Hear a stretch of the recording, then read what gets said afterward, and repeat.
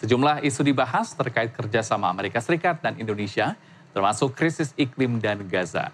Dan untuk mengetahui laporan selengkapnya, kami telah terhubung dengan jurnalis VOA, Valdia Baraputri di Gedung Putih. Selamat malam waktu Amerika Serikat, Valdia. Isu apa lagi yang dibahas kedua presiden hari ini? Ya, Helmut, selamat malam waktu Washington DC. Jadi sekitar pukul 3 sore tadi, sekarang waktu menunjukkan hampir pukul 7 malam di Washington DC. Pada pukul 3 sore tadi, Presiden AS Joe Biden menemui Presiden Prabowo. Dan sebelum rapat bilateral, keduanya sempat berbicara kepada media. Dan di sini Presiden AS Joe Biden menghargai atau mengapresiasi 75 tahun hubungan diplomatik antara Indonesia dan Amerika Serikat. Dan mengatakan bahwa mereka berdiskusi bagaimana cara menguatkan hubungan tersebut. Nah, selain itu terdapat setidaknya ada 3 isu utama yang didiskusikan pada rapat bilateral tadi antara kedua presiden. Yang pertama adalah mengenai kawasan Indo-Pasifik, kemudian yang kedua adalah mengenai krisis iklim, dan yang ketiga adalah mengenai tantangan-tantangan global termasuk Gaza di dalamnya. Nah, mengenai isu yang utama yang dikatakan atau disampaikan oleh Biden ini adalah mengenai kawasan Indo-Pasifik yang bebas dan terbuka begitu, dan mereka mendiskusikan bagaimana untuk terus mewujudkannya. Jadi untuk konteks kawasan Indo-Pasifik ini terdiri dari 40 negara termasuk negara-negara ASEAN dan tentunya Indonesia termasuk di dalamnya. Nah, sebagai konteks pula kawasan Indo-Pasifik yang bebas dan terbuka ini berarti negara-negara yang di dalamnya ini bebas membuat keputusan yang berdaulat mengenai berbagai hal, mengenai demokrasi, kemudian mengenai wilayah, dan juga mengenai kerjasama dengan negara manapun tanpa ada tekanan atau intervensi dari negara di luar maupun di dalam kawasan Indo-Pasifik.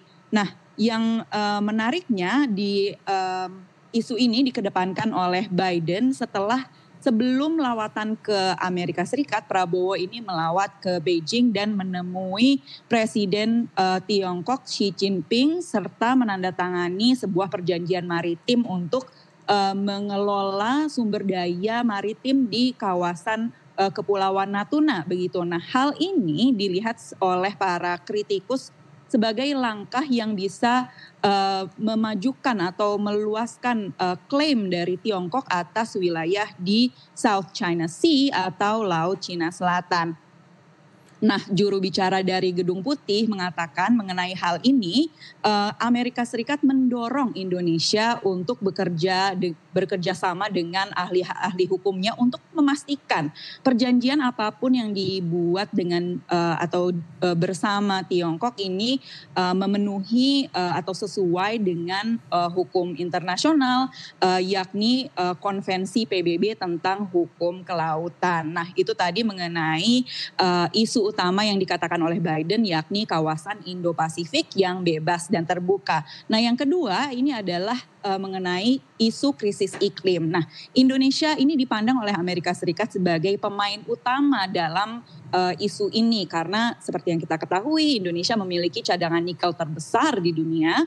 Kemudian Amerika Serikat adalah salah satu produsen mobil listrik terbesar di dunia sehingga Indonesia dipandang sebagai pemain utama dalam proses transisi energi ke energi bersih. Nah, yang ketiga ini mengenai tantangan-tantangan global termasuk Gaza di dalamnya. Nah, sebagai konteks sebelum tadi sore Presiden Joe Biden menemui Presiden Prabowo, ia terlebih dahulu menemui Presiden Israel Isaac Herzog untuk membahas mengenai Gaza. Jadi pada bulan lalu Amerika Serikat ini memberikan deadline kepada Gaza untuk memperbaiki krisis, maksud saya memberikan deadline kepada Israel untuk memperbaiki krisis kemanusiaan di Gaza. Nah, deadline-nya adalah hari ini. Sementara banyak organisasi kemanusiaan yang memandang bahwa krisis kemanusiaan di Gaza saat ini itu lebih buruk daripada bulan lalu. Dan tadi Presiden AS Joe Biden mendiskusikan hal ini dengan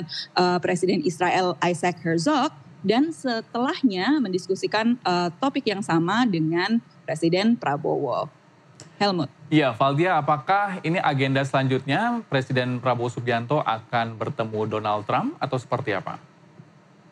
Ya, jadi jika kita melihat crunch time atau waktu yang tersisa bagi Presiden Prabowo di Amerika Serikat ini tidak banyak ya. Namun kita ketahui bahwa keduanya memang sudah melakukan sambungan telepon dan saling mengapresiasi satu sama lain dan menyambut positif keinginan Presiden Prabowo untuk bertemu dengan Presiden terpilih Donald Trump secara langsung begitu.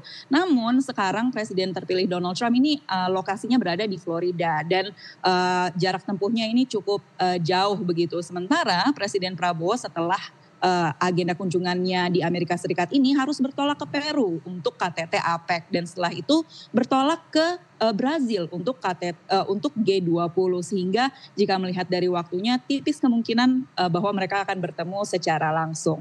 Helmut. Baik, terima kasih jurnalis VOA Valdia Barputri yang melaporkan langsung dari Washington DC. Selamat bertugas kembali.